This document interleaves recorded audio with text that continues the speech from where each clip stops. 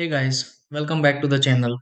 If your smart bird feeder camera suddenly shows offline in the app, it can be disappointing, especially when you know birds are visiting but you can't see the live feed.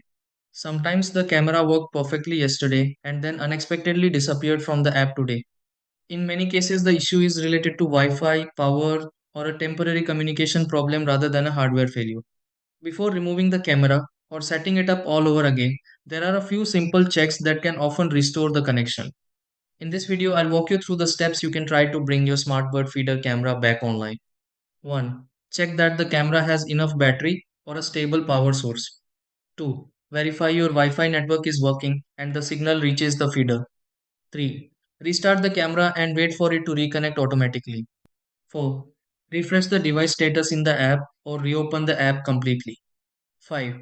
Move the feeder closer to the router if the signal is weak. 6. Reset the camera and reconnect it only if it still remains offline.